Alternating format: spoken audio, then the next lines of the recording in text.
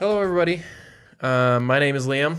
And my name's Mike, otherwise known as Dad. Yep, and we are the Father and Son podcast. Welcome back. This is episode number 5, and I just wanted to ask, how are you feeling today, Dad? A little tired. I've just been traveling, so I just got back a couple hours ago from the lovely state of Colorado, visiting Denver, Boulder, and Longmont. Beautiful, beautiful cities. So, yeah, it was very good. Very good couple days in Colorado. Nice. I wanted to say welcome back and goodbye because you're leaving again tomorrow. We are. Your mother and I are leaving first thing in the morning, and you've kindly donated your services to house sit for us. So. Yeah, I'm just so talented on so many levels. I bring so much to the table. Absolutely, you do. Thank you. I'm just kidding. So welcome back, everybody. Today's going to be a little bit different. We're kind of getting more comfortable with the whole podcasting thing a little bit. We'd like to think maybe you all think differently, but so this episode is going to be a little bit less scripted. It's going to be a little bit more just us having a conversation, and we'll see how that goes, and then adjust accordingly going forward. So right. I've had some really good feedback, some good ideas. So thank you for those of you who have texted, called, left messages with some great ideas. So really appreciate the support. Yeah, thank you all very much. And so this episode, like the last few episodes, we're going to be doing our typical order, kind of maybe a little bit, rearranged. But we're still going to be doing entertainment, technology, and sports. It's just may be longer or shorter based on however our conversation goes. So with that, I just wanted to get started by talking about the tropical storm that just occurred in California.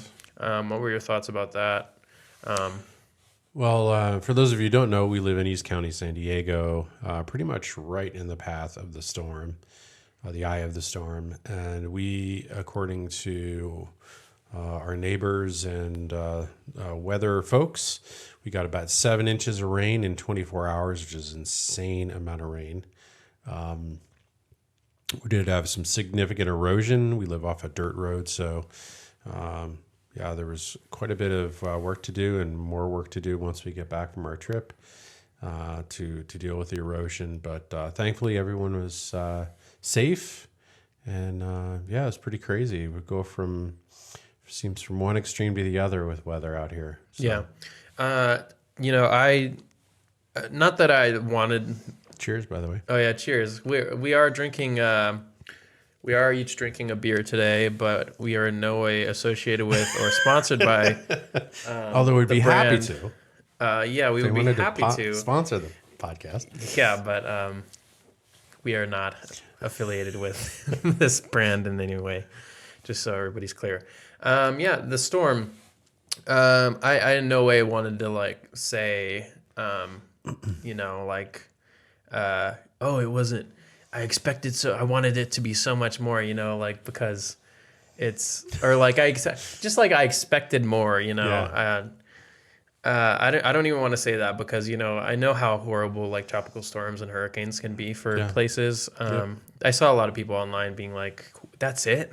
That's all? Yeah. And I was like, well, I'm kind of glad it wasn't anything more. But, we were expecting it to be a little bit more intense. So luckily it wasn't that crazy, anything out of the ordinary really here, I don't think. Just some rain. So we're pretty fortunate for that. But yeah, the storm. 7 inches of rain in 24 hours is nothing to sneeze about, though, especially when you live in the mountains in a desert, arid climate where the dirt just can't deal with that much Well, our rain. East Coast audience may have something to say about that. But the difference is East Coast, having been born and raised on the East Coast, typically the ground can consume or deal with that water a little better. I mean, not that they don't have hurricanes and massive damage and all that stuff. That's always the trick with these things. You never know. Yeah. It very easily could have been, a serious hurricane and people could have really gotten hurt. There were some people down in San Diego that got hurt. So Yeah, it's kind of funny. You never know, watching the news, they make such a big deal out of it, and sometimes it comes true, but they're always sort of, you know. Yeah, the ground here is, but I'll bleep that out. But it's kind of like powdered sugar, our dirt out here. Yeah, it's super fine, horrible. But yeah. Anyway, yeah, we're really happy that it wasn't the storm it was supposed to be. For the sake of our buildings here and just like the land in general. But yeah. Anyway, with that, I think we can get into our entertainment section here, our first section. And entertainment. So this entertainment section, we're going to be talking about our college experiences and maybe the differences between, this is a father and son podcast, the difference in our generational college experiences. So with that, thank you to our friend Dana for recommending this topic. I thought it was a really, really good one. I'm surprised we didn't think of it earlier. Yes. Yeah. Do you want to start or do you want me to start? Why don't you start? Okay. Well, I don't know if I should say where I went to college for the sake of, I don't know, people look me up or something. Oh, okay. But I think that ship has sailed, but go ahead. Well, I know, but like I don't know.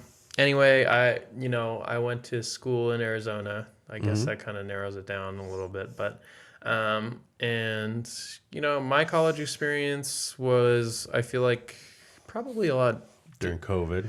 Yeah, it was partly during COVID, but it was just a lot different than everybody else's college experience, I would say. I was a little bit more of a quiet person, not super party animal or like not a big party animal or anything like that. And basically, I didn't have like tons of friends or anything. I had like a handful of friends and so, I didn't get like the party college experience that many people talk about, and they're always like, go to college and have fun. It's kind of not your personality, though. No, it's not really. Generally not a party animal. No, but as far as like the classes and the learning, I found it to be, personally, I found it to be much better than high school. Because is that your stomach? It's the beer. Oh my gosh, that was loud on the thing. Yeah.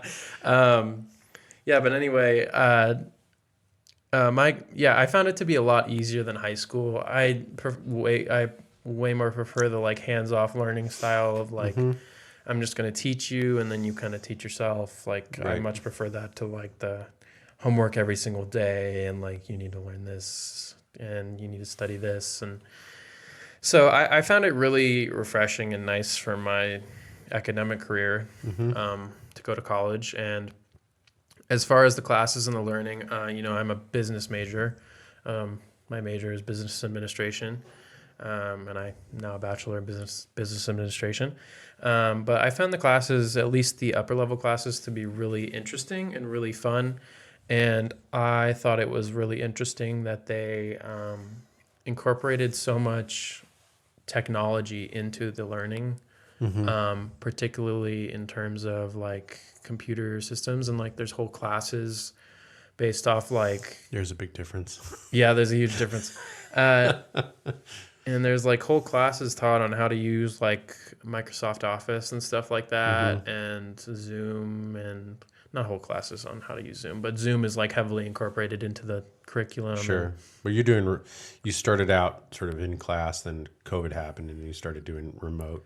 Yes. So I did about 2.5 years of my college experience in class at school. Right. And then I finished up after COVID. I took a year off when COVID hit and started working, and then went back to school online and finished up.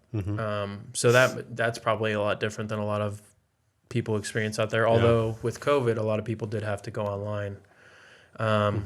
But yeah, the online experience, I honestly have like nothing but praise for that. Like it was, the online experience was really cool. And the learning, I think, was really, really good. Like, it was a really good learning thing, even for like, you don't, in my case, I didn't necessarily have mandatory Zoom meetings every day. It was like you have a Zoom meeting that you could listen to that would help you, but mainly you were doing it yourself, which, I found very beneficial for myself.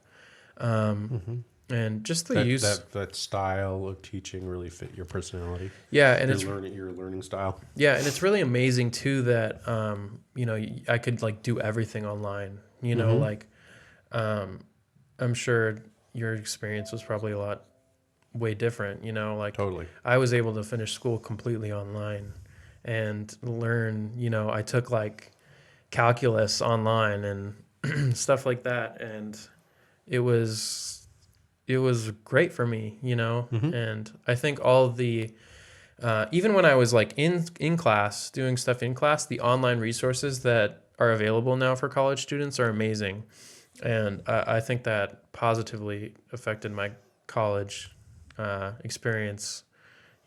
I think it was just very beneficial. Clearly, you finished up super strong. I know, first year I think for most folks is tough, but you finished off really strong. Yeah, and I struggled with some mental health issues kind of in the middle of my college experience there, which definitely took a toll on my grades. But I think I was kind of able to bounce back and finish strong, like you said. Ended on the dean's list. That's great. Yeah, but some things that I wanted to discuss that may be different now than what you. Should I set the table with sort of my experience? Sure. Yeah. Go ahead. So my experience very different than yours. First of all, I was going to school and working at the same time the whole time. Gotcha.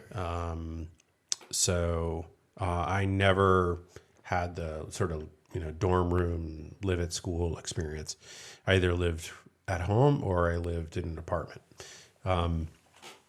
So it was all in person, and I studied liberal arts and also music. So it was, as I said, all in person, local colleges in Albany. And was it a community college? Yeah, so two of them. So I went to a bunch of different schools. So I went to a couple community colleges, and then the College of St. Rose. So it was, as I said, a very different experience. And he had, not unlike you have some really good teachers that you really click with, and some god awful teachers. I remember one in particular. He was a sociology teacher from Hungary who was an absolute male chauvinist. And that was maybe it was also one of the first classes I ever took.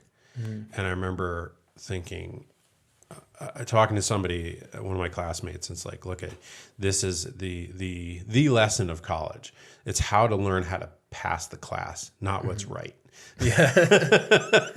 Yeah. Well, do you know the saying, C's get degrees? Yes, Everybody says that now. It's C's get degrees. Yeah. So it was, I was never a great student to begin with, but it was a tough experience, especially working and going to school at the same time. It was a lot to juggle.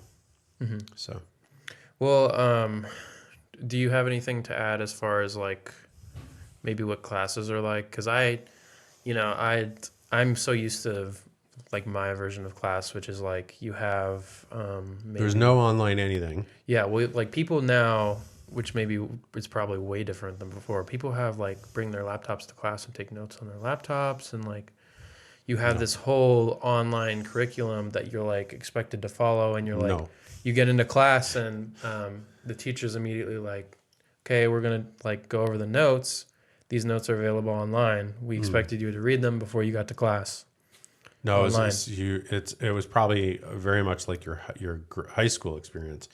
You were given a notebook. You were given the curriculum, which is like a synopsis of the class, what books you're required.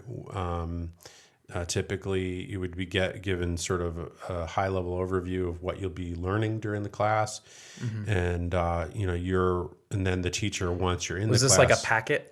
Yeah. And then once you're signed up for the class, then the teacher tells you, okay, here are the assignments and when they're due, and yada, yada. So you're just required to have done the reading otherwise you're SOL from a quiz or whatever. Yeah.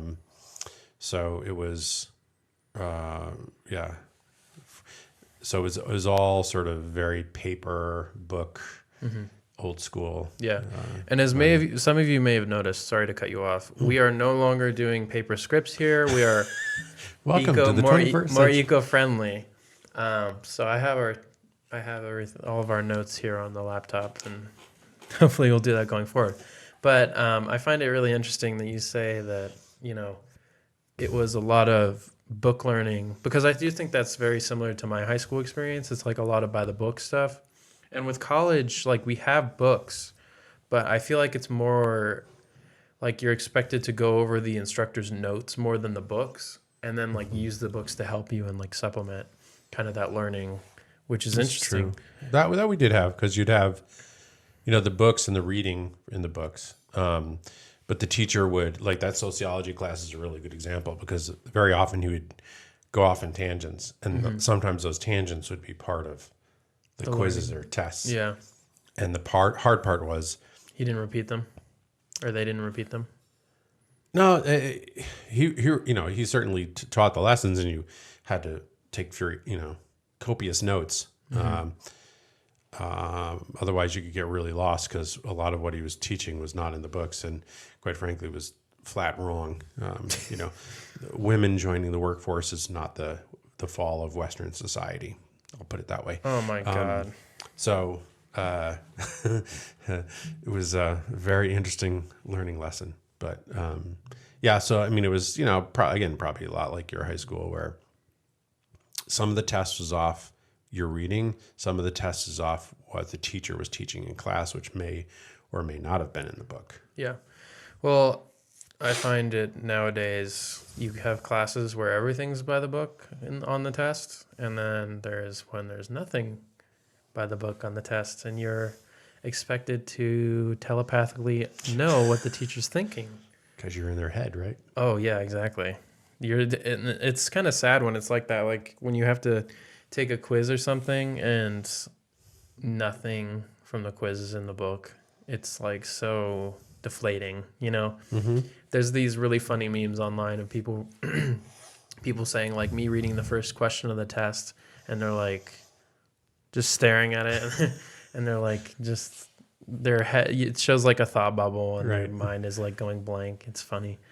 But that's pretty much how I felt sometimes in class, because teachers, vary a lot nowadays in terms of their style. There are teachers who are really helpful and like really like modern with it. Like they're like, all the notes I just gave are going to be online for you to look at later. And like, everything that's going to, and, there's a lot of help now too, in terms of like, people will be like, oh, like this, I'll pretty much I hit my mic.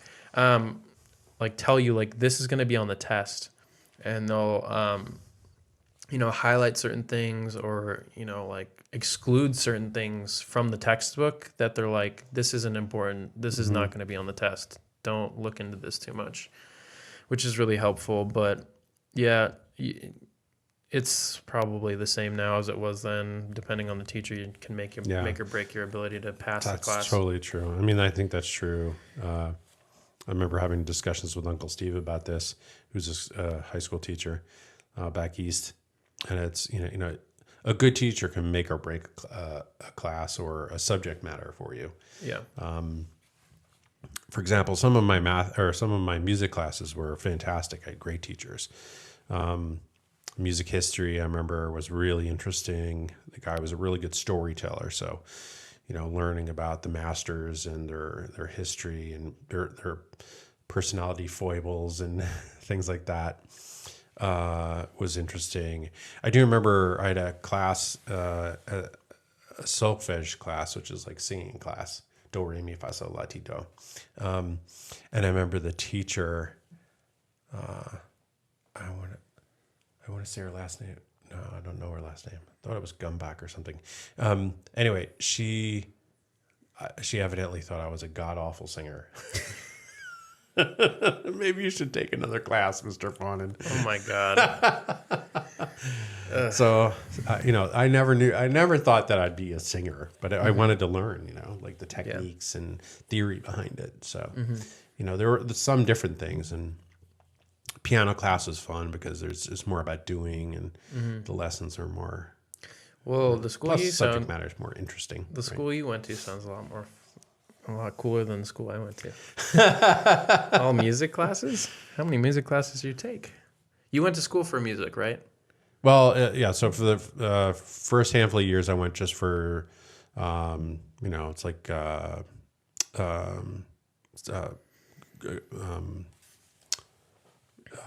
what is it called? Liberal arts. So it's your basic core classes that you take pretty much no matter what your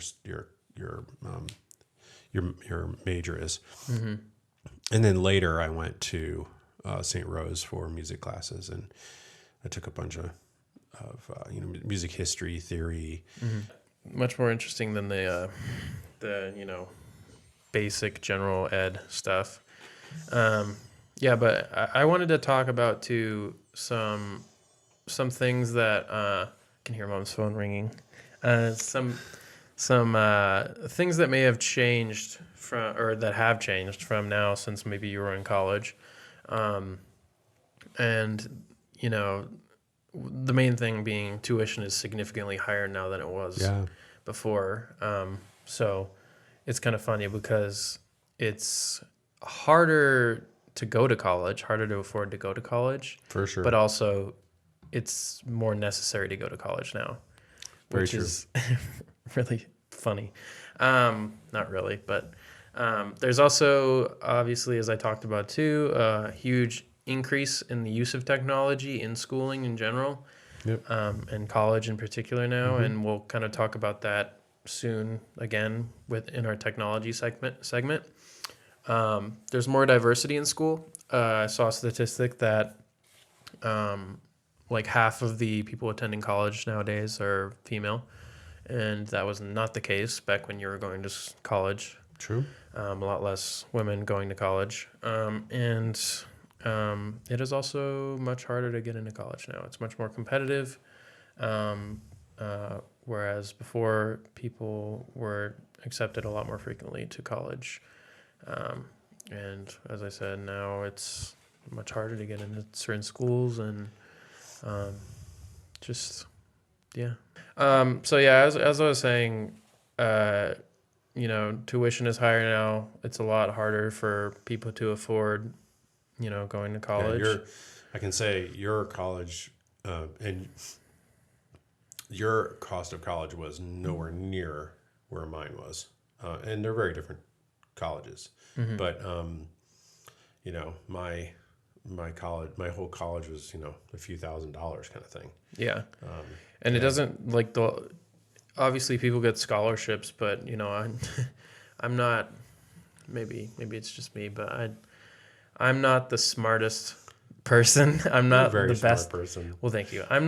I was never really good at school. Yes. And especially in high school, I had a really hard time. And I think the lack of scholarships really doesn't help with that. But there are a lot of scholarships out there that can help, but school is still generally very expensive. I just think that college is ridiculously expensive. There was a time in our country when state schools were free or close to free. So for those that had the ability or desire to go to school, you could go to school. Maybe it wasn't the best school, but you could go to school for very, very inexpensive. Yeah, well, that's why a lot of people go to community college first now, is they go to community college for relatively cheap. It's probably still a couple $1,000s or whatever, or a few $1,000s.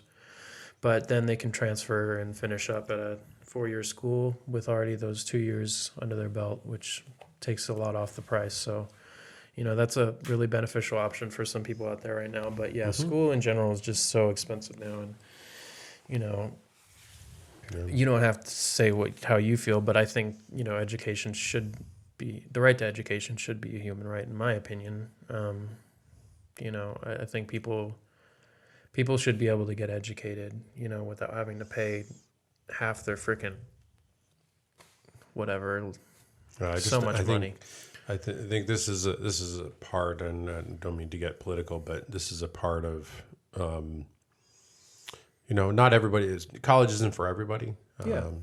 I think we miss having. I think we don't do our younger folks any favors by not having, what we used to be called shop and things like that. So more to applied learning jobs. There's nothing wrong with being a plumber or electrician or something like that. College isn't for everybody. Yeah.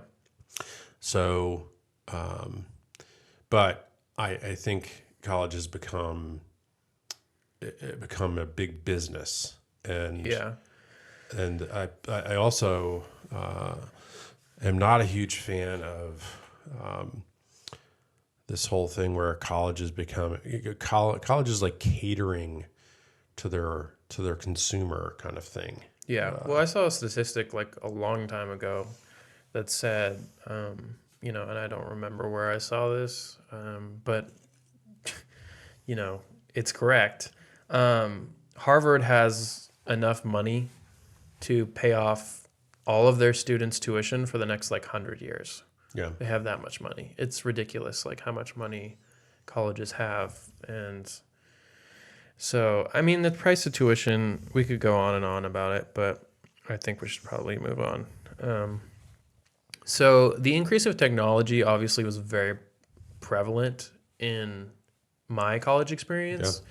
Yeah. Obviously I did. I mean, learning from home for my generation, the schools would have just closed and you would have not had any school. Yeah.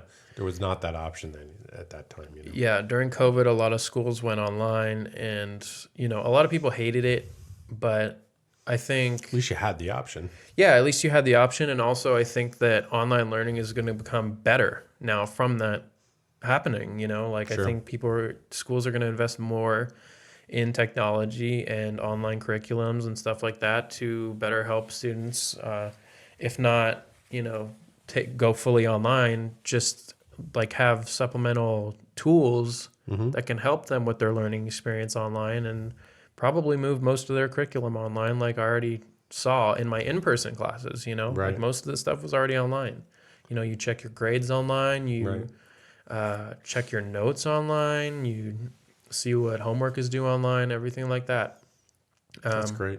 Yeah, so I think technology is great for learning, and especially continuous learning. So one of the things I remember you and I talking about is, I think I made the statement to you that, your generation will have to continually learn and change and adapt because things are changing so quickly that the most important skill you'll have is that the skill to learn, so you can adapt and change with the times and learn about new technologies and things like that, because you'll continually change careers probably multiple times as opposed to, former generations, even a little bit in my generation, where you have the opportunity to maybe have one job for your whole career. That is, very few people have that opportunity. So, that ability to learn and do online learning is, as you move into different areas of interest or careers, will be huge in your ability to adapt. Yeah, absolutely. And level the playing field for people who, need to make those changes. It doesn't have to be Harvard. It can be a community college or whatever. Online can be even cheaper. Yeah, exactly.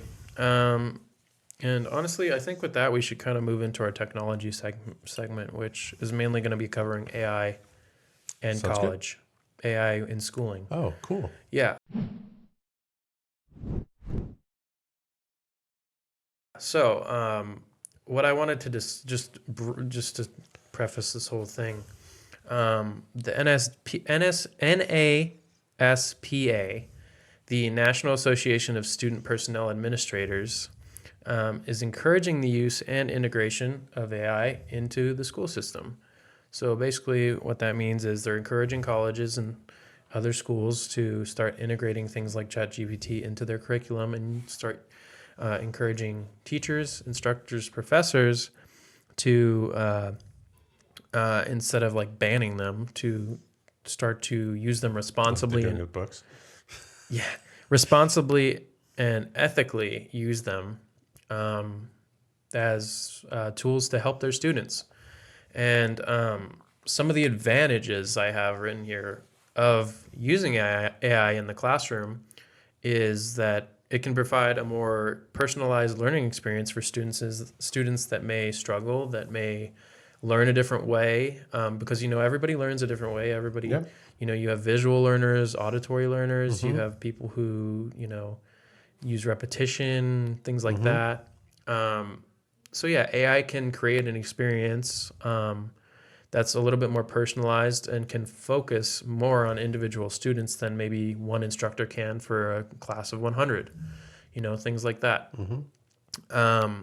It can be used to grade, AI can be used to grade student papers and tests, which, can really lighten the load of teachers' workload. I think don't quote me on this because I'm not a teacher by any means, but it seems like a lot of teachers spend the vast majority of their time grading papers. Mm-hmm. And so, maybe integrating AI and having them grade papers for you would be very beneficial for teachers and professors who, in my opinion, are not paid particularly well either. So, anything that would help them do their job better, I think is great. And I know many teachers apparently think that, AI is kind of threatening their jobs and can kind of, maybe they think that they can kind of replace them in a way. I completely disagree. I think that, teachers are not replaceable by AI. I think that I think that teachers should see it as like a huge opportunity to get assistance, much needed assistance in their teaching and things like that. It's basically, they can use AI as basically like a TA, a teacher's assistant. Yeah. Now, which is great. Do you have anything?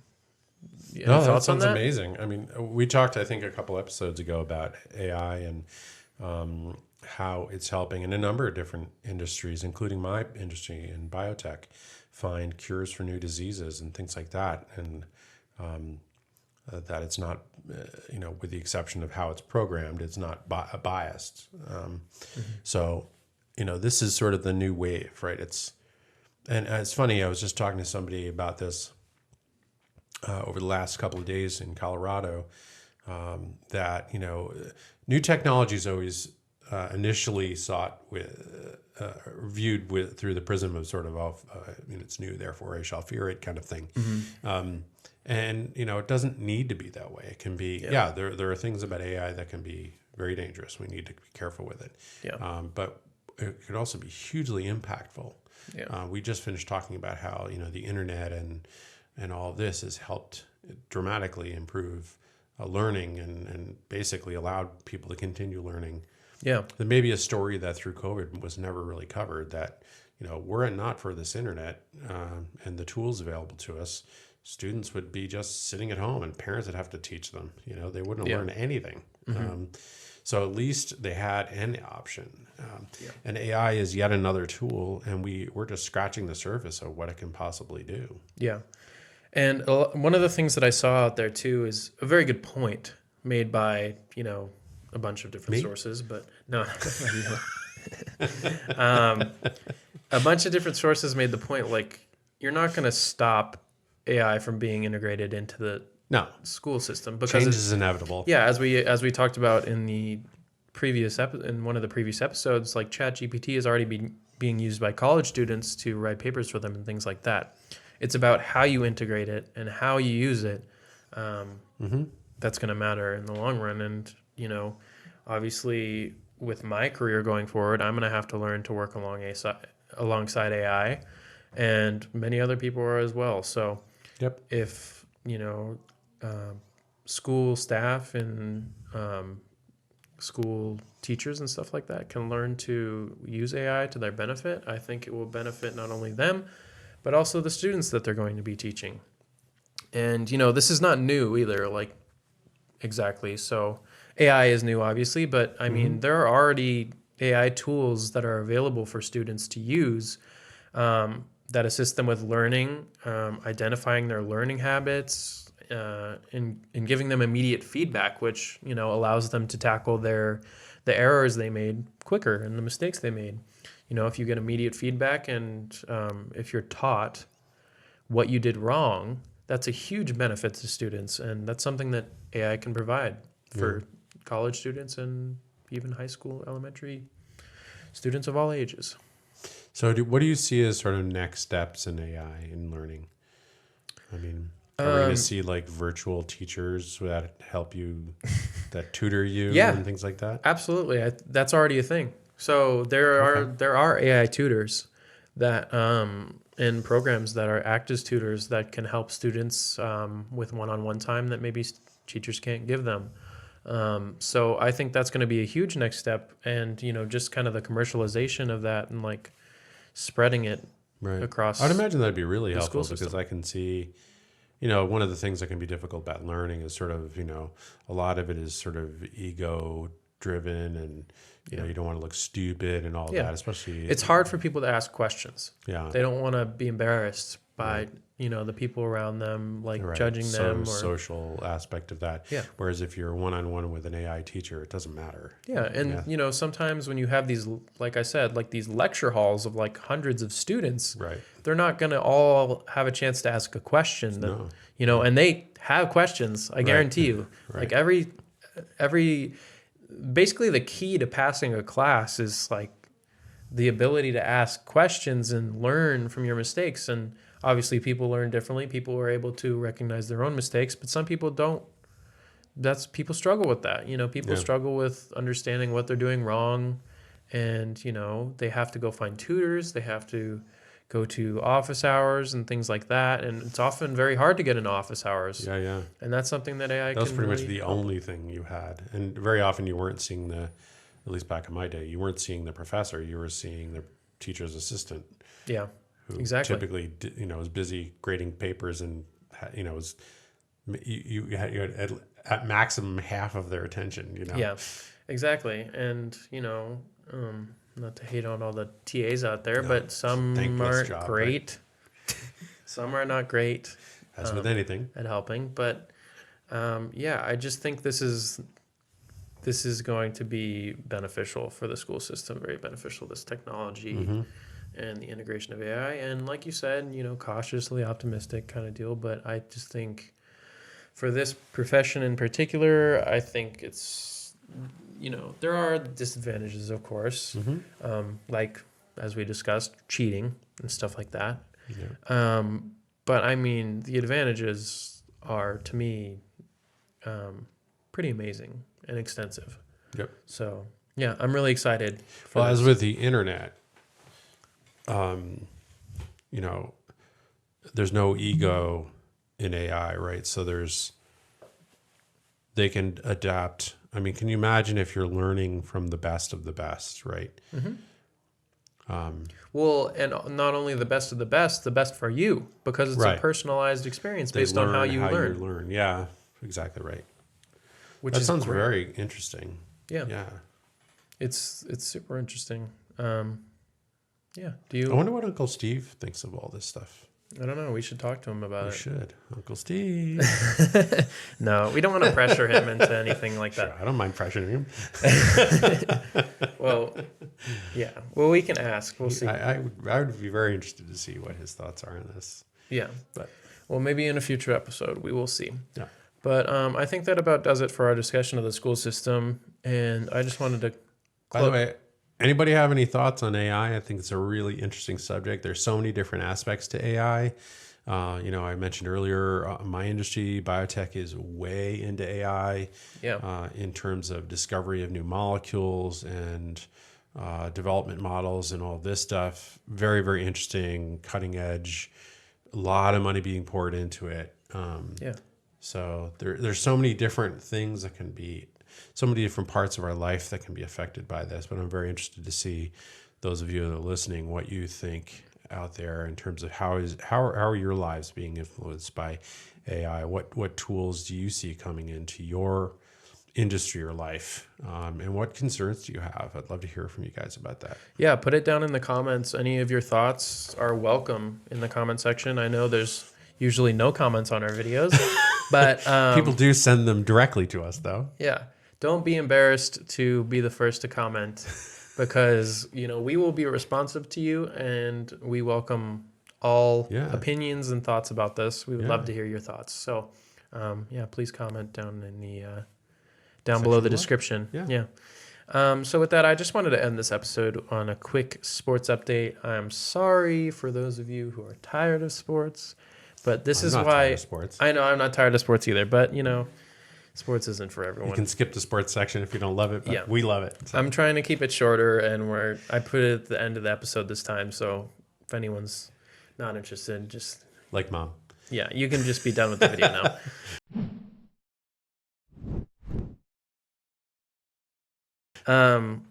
So I just wanted to briefly touch on this. I have some news, and I wanted to get your thoughts on the preseason. Would you rather I do the quick? There's only a few things for news, but hit the news first, then we'll go into the other. Okay. So Jonathan Taylor, Colts running back, could be on the move. I heard there's this whole thing with the Colts. This is NFL for our sports section today, by the way. Sorry, I didn't say that. But yes, the sports section will be covering the NFL today. Basically, I think the Colts front office, GM or something, said they're not going to pay Jonathan Taylor. They don't really plan on paying him. Right. Sounds familiar. And of course, running backs are just not getting any love this year. And of course, he had a bad reaction to that, and he requested a trade. Yeah, surprise. Yep. And just recently, it's kind of surprise move out of nowhere, the Colts granted him permission to request a trade. Saw that. He has until Tuesday to seek a trade. So there are already 6 or 7 teams interested. And for those of you who don't know who Jonathan Taylor is, Jonathan Taylor, the season before last, the 2021 season, had 1,811 rushing yards. Is that all? That's it. And 18 touchdowns. 18, really? Yeah. Thought he would have done better than that. Well, needless to say, Jonathan Taylor is an amazing player, and anyone would be lucky to have him. He's only 24 years of age, and I, for one, am super excited to see who gets him because I have him on my fantasy team this year. Oh. Yeah. And I was going to go over my fantasy team if anyone's interested, but should I? I don't know. Sure, why not? Okay. I'll just list the name of players really quickly so it goes by quickly. But my quarterback is Justin Herbert. Nice. Of course. My wide receivers, the weakest position on my team, I think. I have DeAndre Hopkins. D-Hop. And I have Mike Evans. Good. And Michael Pittman Jr., who's the number 1 receiver for the Colts. And I can't remember who else. I'm kind of just going to go over the starters. Sure. Yeah, I have people on my bench who I'm going to forget. And then for my running backs, I have Nick Chubb of the Browns. Nice. I have Saquon Barkley of the Giants. The New York Giants. I'm really interested to see how he does this year. Yeah. Giants are on the rebound, so. Yeah, I hope he stays healthy. He's had injury problems for my sake. And then I have Mark Andrews at tight end, Ravens tight end. He's really good. And in my flex position, I have Jonathan Taylor. Nice. Yep. So that sounds good. Yeah, I'm pretty happy with my team this year, but we'll see how they do. There's a lot of risk involved with the players that I got, so we'll see how I do. And then we can just move on. We don't really need to talk about that. I just wanted to say that. Another piece of news here: Trey Lance has lost his backup quarterback job for the San Francisco 49ers to Sam Darnold. I thought he looked pretty good last year. Sam Darnold? Yeah, didn't he? No. He did not. Trey Lance was supposed to be the starter for the 49ers last year, if you don't remember. Yeah. And Jimmy G ended up playing because Trey Lance got hurt. Well, Jimmy G got hurt, and then Trey Lance got hurt. It was like this mixed. Well, Trey Lance was hurt all year, so he didn't come back. Yeah. But Jimmy G was in, and then all of a sudden in the playoffs, Jimmy G's hurt, and this guy named Brock Purdy, who's also on my fantasy team on the bench, came in out of nowhere, and he's now the starter. Good for him. And he played amazing in the playoffs. So, yeah, I remember that. He's like a sixth or fifth round pick or something. How many so we talk about this quite a bit in backup quarterbacks and how very often backup quarterbacks are not really backup quarterbacks. There's like, right off your season, there's no way they're going to step up and play well. So it's always an amazing story when you get some unknown quarterback, relatively speaking, who's, riding the bench in the second or third depth in the quarterback room, and they actually step in and can do something. It's amazing. And what's interesting is Kyle Shanahan, who's like this legendary coach, came in after the playoffs and was like, he was amazing, and they basically were like, he's going to be the starter now, right? Which is like unheard of for this. But he earned it. I mean, especially string. When you think about playing in playoffs with the pressure of the playoffs, and playing the way he did.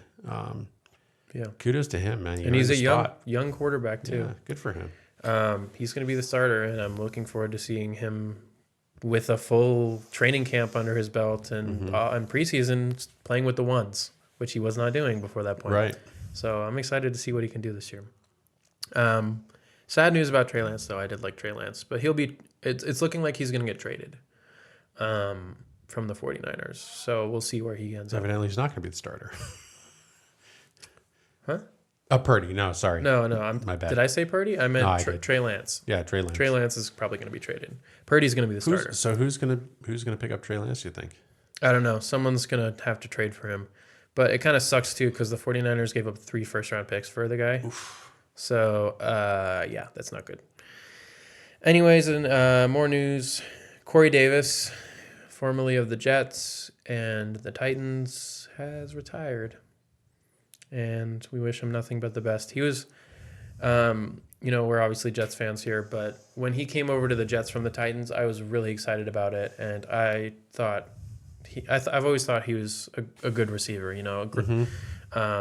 I was a big fan of his, and, unfortunate to see him go now that he finally has a good quarterback in Aaron Rodgers. Timing kind of sucks, but... Yeah, but, obviously we wish him the best, and if it's time, it's time, you know.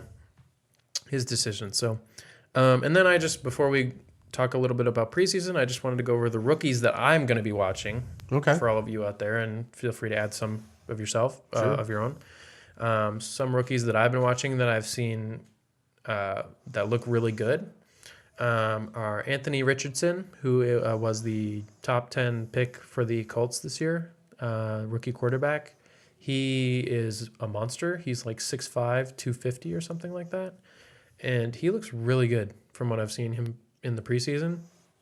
Another one here, Bryce Young, who we talked about before, the number 1 overall pick to the Carolina Panthers.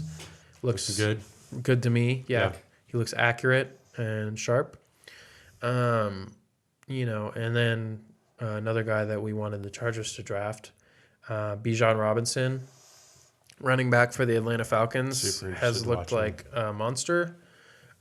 He looks like a wide receiver running routes, and he runs like a gazelle. Yeah, he looks like Saquon Barkley, honestly, but like maybe a little. I just hope he has better health than. Yeah, a little less talented in like the run game, maybe, but he is like a very talented receiver. So it's like kind of, what's the word I'm looking for? It's like he's like the inverse of Saquon Barkley. Got you. And then last one I wanted to talk about here is Jordan Addison, wide receiver for the Vikings, the Minnesota Vikings. He looked really good. He looks really, really good. He made this catch in the preseason where he's hurt right now, unfortunately. He pulled his hammy or something. Oh boy. I could be wrong on that. But yeah, but he made this catch that was called out of bounds by the refs, which was not out of bounds. And it didn't count. It's stupid. Refs are already in mid-season form with that call. It was like an amazing toe tap catch. Right. And he had a bunch of catches on top of that. So I'm looking forward to seeing how he is going forward. Very cool. But that's the end of the news. So with that, I just wanted to ask you, what have your thoughts been on the NFL preseason so far? So have you watched any of the Hard Knocks at all? I haven't So I've the watched Jets maybe are on Hard Knocks, so it's a little bit of a homer thing. But so I watched a little bit of it, and it seems like our D line, the Jets D line depth is off the charts. Crazy. Yeah, I mean the Jets defense. I saw like the first episode of the Hard Knocks thing, but yeah, the Jets defense looks amazing. I'm sure they're going to be just as good as they were last year, if not better. Especially if their D line can stay healthy. What about their O line though? What's your thoughts on their offensive line? Are they going to be able to keep we'll their see. new quarterback upright and We'll see. out of retirement? Because you can't, any good, as we've experienced through some of these preseason games with these teams putting in, backup or, practice team O-line, if you can't keep the quarterback upright, it doesn't matter how good they are. You're not going to see it because they're just going to be... I think they're good enough to keep him upright. I think they're just good enough to keep him upright. But there's obviously a lot of room for improvement there. But I think this is kind of being reflected in fantasy football. And I kind of share this opinion. I think Aaron Rodgers is going to be much better this year than he was last year. For sure.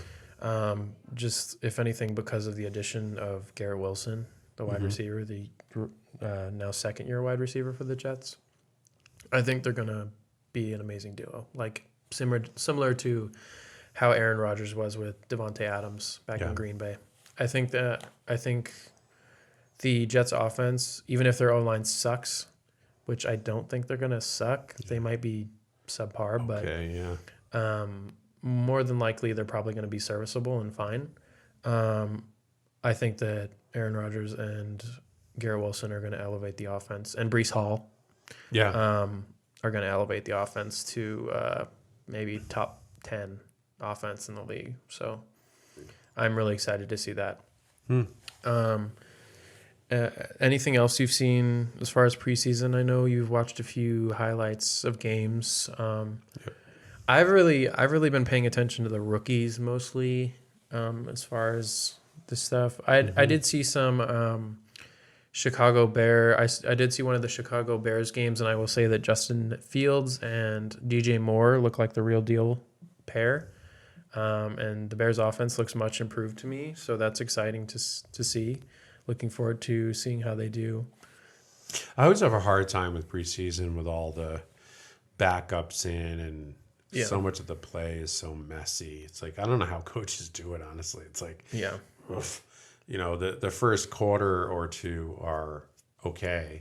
Yeah. And then the rest of the game is just like a sloppy mess, it seems to me. Yeah. Well, I feel like from like the view we get, like the overhead view kind of the game, it looks really sloppy. But, I think it looks a lot different when you're on the field there. And, it's not been terrible. Like, I think a lot of the twos that are playing are, rotational starters this year. So it's not been all bad. There are, once you get towards like the third and fourth quarter of the game, then it gets kind of bad. But yeah, you're getting pretty deep down the bench. Yeah, I think the first and second quarter of most games have been pretty good, pretty interesting. It's been a pretty good preseason, I would say. Yeah. So far, and one good thing I'll say is, at least for the teams that I'm following, there haven't been a ton of injuries, which is fantastic. Yeah, that's always great. It's it's always brutal to go through preseason and see guys, either vets or, not a lot of vets play, but guys on the bubble who are trying to make a team and they get injured. It's never want to see that. Yeah. If part of the game, but you don't want to see it. Yeah, I wish everybody could just stay healthy. Yeah. All year, and that way you're getting every team at their best. Yeah, which is better. What you want to see, first-rate football. It makes for better football. Yeah. What's the guy's name? The quarterback for the Green Bay Packers now.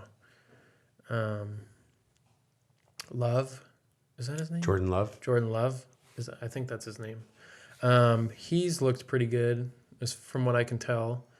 I think they're in rebuilding mode, though. They are in rebuilding mode, but I think Jordan Love looks pretty good compared to how he was last year. So, that'll be interesting to watch as well. Have you watched any of the Lions? Oh, the Lions. They're actually really exciting. Well, Jared Goff, I actually think looks just first of all, Jared Goff, I think looks much improved from his years with the Rams. Honestly, he looks way better. He had a way better year last year, so hopefully he can keep that going. Yeah. But one of my favorite players out there is Amon-Ra St. Brown. He's a wide receiver, young wide receiver who's just coming into his prime right now. He's going to be really exciting to watch. Monster. He's like one of those Deebo Samuel types where they just use him everywhere. Yeah. Like he'll swing him around on a jet sweep and he'll run the ball. He'll catch the ball contested and great player. They also drafted Jahmyr Gibbs, running back, in the first round right after Bijan Robinson. And similar to Bijan Robinson, this guy, from what I can see, is a pass catching nightmare. Like he looks really good running routes out of the backfield. So really excited to see how he does as well. They also drafted Aiden Hutchinson last year, who has been an exciting player to watch. The Lions the Lions are on their way up for sure. Yeah. They're looking much, much better. And they have a great O-line. They've always had a great O-line, which I love. I love that they have a great... Right. They have Penei Sewell. You remember Penei Sewell? Right, yeah. They have Frank Ragnow, their center, who is a monster. And they have a good young O-line. So yeah. What about what the heck is going on with the Broncos? I don't know. I expected them to be much better, improved, but they don't look that much better. A mess. Yeah, we kind of expected. God bless Broncos fans, but yeah, I really expected with the new head coach they would be much improved, and I don't get his whole comments about the old coach and all. Which why are you going? Yeah, there? that was a little bit of a low blow, unnecessary. Yeah, we kind of expected Sean Payton to come in and save the day a little bit, but Russell Wilson, he looks better, but he still does not look very good. So that'll be really interesting. Is it an O-line thing? He's just like scrambling like crazy. I don't know. I didn't think their O-line was. It's not great, but I didn't think it was like awful. Right. Like they have some players, I think, on the O-line. It probably partly is O-line though. And I mean, I don't know. I don't based off what I've seen, I don't expect their offense to be super improved. But like we expected. The Raiders, just staying in our little division? Sorry, Jim. The Raiders, I honestly, I'm not sure. I think Josh Jacobs is still holding out. Yeah, he is. But he'll sign. They're saying he'll sign his tender or whatever, his 1 year thing. Oh, his tender? Yeah. Tinder. Not Tinder. Yeah. Yeah, we'll see what happens with that. Jimmy Garoppolo, I think they've said he looks pretty good, but I kind of stand by my previous comments that Jimmy Garoppolo, I think personally, is washed. I don't think he can throw the ball, past 30 yards in the air. Yeah, he's proven, I guess, in preseason. The one thing I heard on was an NFL channel over the last couple of days is during preseason, he's lived up to his hype that he cannot throw a long ball. Yeah. And some of the Raiders fans are upset because that's the one thing Derek Carr could do is throw a bomb. Oh, really? Yeah. Yeah. Well, so that part of their game is kind of evaporated. If I were a Raiders fan, which I'm not, but if I were a Raiders fan, the one thing I would be probably looking forward to is their defense. Yeah. Because they have some young, good players on their defense there, but not a ton to look forward to on offense outside of maybe the new tight end, Michael Mayer. Yeah. Who they drafted, but yeah, that's about all I can say about that. Seahawks.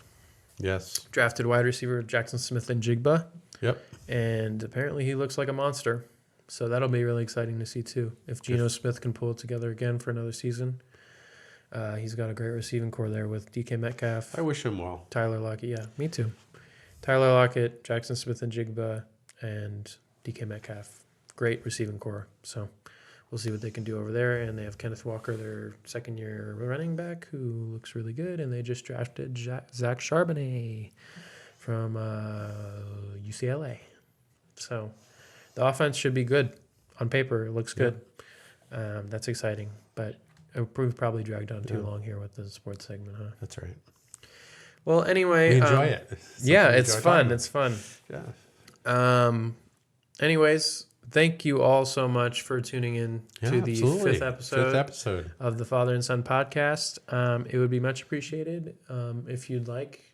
And subscribe. Please, I was going to say if you'd like, please like and subscribe and comment. And yeah, don't be shy. Let us know if you enjoyed the video, and we'd really appreciate it. Yeah. With that, I think that's all we have for this week. So we're outie. Thank you for tuning in. Yeah, thank you for tuning in. Thank you for being here and talking with me, Dad. It was a lot of fun. Yeah, same here. All right. Have a good week. Yep. Everybody thank you. Everybody else have a great week as well. And I hope you guys have fun in Santa Fe. And with that, we will see you on the next episode. Thank you, everybody. Bye, guys. Bye.